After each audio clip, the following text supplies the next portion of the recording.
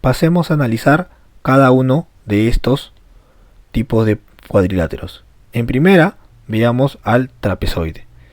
En el trapezoide, como dijimos, los lados opuestos no son paralelos, entonces va a ser un cuadrilátero genérico.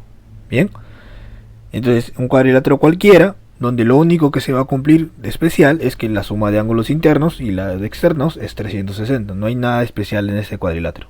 Bien, a ese le llamamos trapezoide asimétrico. Pero hay un trapezoide que tiene algunas características especiales. Ese trapezoide se llama trapezoide simétrico. ¿En qué consiste? Es aquel trapezoide, mira, quiero que te fijes que los lados opuestos no son paralelos, pero hay algo especial que sucede acá, que dos pares de lados tienen la misma longitud, son congruentes, ¿no? De esta manera, ¿ves? Los dos lados continuos son congruentes y lo mismo pasa con los otros dos. ¿Por qué le llamamos simétrico? Ah, ya, porque si nosotros trazamos las diagonales, en primera van a ser perpendiculares, ¿ya? Son perpendiculares. ¿Y qué más? Que justamente estos dos triángulos que ves acá, los dos triángulos, el triángulo BCD y el triángulo ABD, son congruentes, ¿no? Es como si esta diagonal, la diagonal BD, fuera un espejito entre esas dos partes del cuadrilátero, ¿correcto? Por eso le llamamos simétrico. ¿Qué otra cosa se cumple? Que, bueno, en este caso la otra diagonal es bisecada, ¿ya? Se biseca. Ya está. Ahora sí pasemos al trapecio. En el trapecio, como dijimos, es aquel tipo de cuadrilátero donde un par de lados es paralelo, ¿no? Entonces vamos a analizar. Ahí tenemos un trapecio, donde dijimos que un par de lados son paralelos. Bien, ya. A esos lados paralelos, ahorita lo vamos a denotar, pero le llamamos bases. Bien, BC y AD son las bases. Los lados que son paralelos son las bases del trapecio.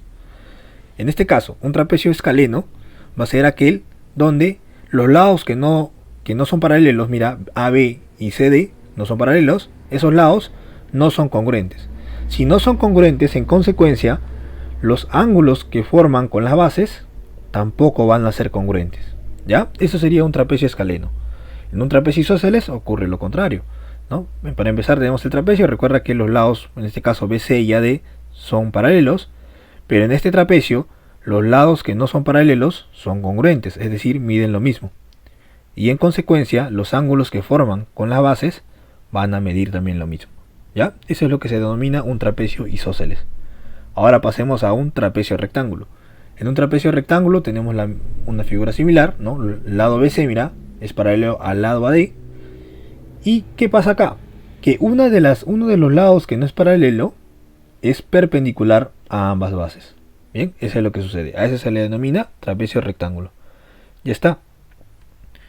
¿Y qué otra cosa se cumple? Pues evidentemente, como uno es perpendicular y el otro no, entonces también pues los lados que no son paralelos van a ser no congruentes, ¿no? Ya, como dijimos, BC y AD son las bases. Entonces, para empezar, BC y AD, como dijimos, son las bases, son paralelas. Y evidentemente a BC le vamos a decir base menor y al otro base mayor. ¿Ya? Eso es algo que tenemos que ir conociendo para poder resolver problemas, ¿no? Cuando nos hablan de base menor y base mayor.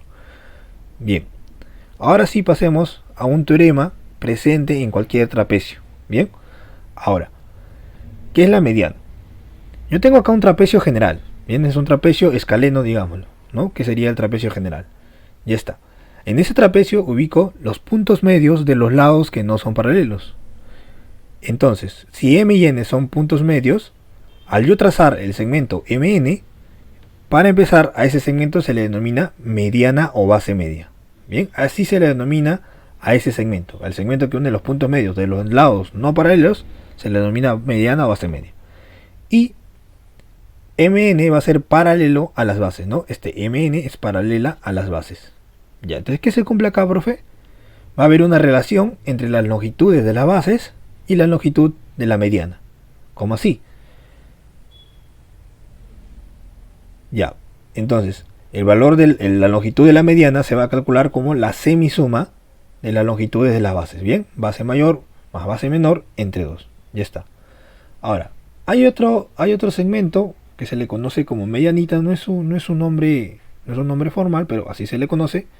Y este segmento se va a obtener al trazar las diagonales. Mira, y he trazado las diagonales y en esas diagonales hallo los puntos medios. Ubico los puntos medios P y Q y al trazar el segmento PQ, para empezar, ese segmento es el que se denomina medianita, así se le denomina en términos prácticos, y PQ es paralela a las bases, ¿ya? También va a ser paralela a las bases.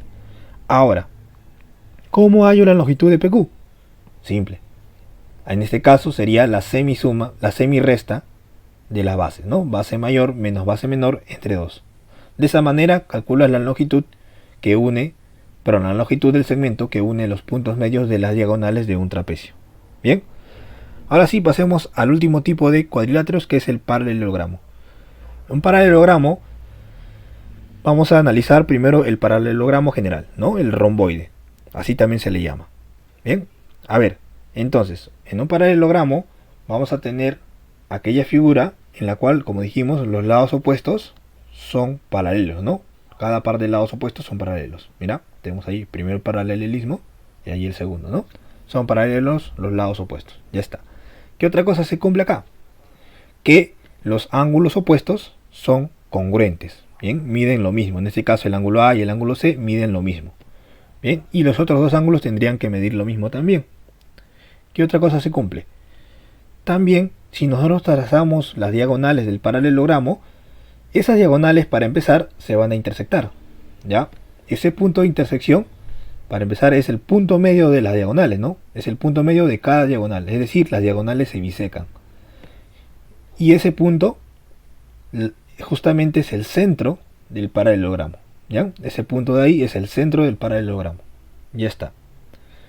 Ahora, veamos tipos de paralelogramos, ¿no? El primero es el paralelogramo rectángulo. Bien, recuerda que lo que hemos visto anterior es el paralelogramo general, ¿no? Es una idea general de paralelogramo. Entonces acá veamos el paralelogramo rectángulo. El rectángulo es aquel paralelogramo donde sus ángulos son congruentes, ¿no? Miden lo mismo, ¿ya? Ese es un rectángulo. Y como son congruentes y son 4, cada uno mide 90 grados. Bien, habrá que notar acá que los lados opuestos, mira, los lados opuestos miden igual, ¿ya? Eso pasa en cualquier paralelogramo, ¿eh? Los lados opuestos miden igual. Ya está. Ahora, un rombo. Un rombo es aquel paralelogramo donde los lados miden igual. Los lados son congruentes. Bien. Entonces, si los lados son congruentes, ¿qué otra cosa va a pasar acá? Que si yo trazo las diagonales, estas siempre van a ser perpendiculares y se van a bisecar, como en cualquier paralelogramo, como dijimos, ¿no? En cualquier paralelogramo las diagonales se bisecan. Pero adicionalmente a eso, son perpendiculares en el rombo, ¿ya? Eso hay que agregar. Entonces quiero que notes que en el rectángulo los ángulos son congruentes y en el rombo los lados son congruentes. ¿Bien? Y en el cuadrado, ¿qué va a pasar? Ambos, ¿no? Es una combinación. Los ángulos y los lados son congruentes, ¿bien?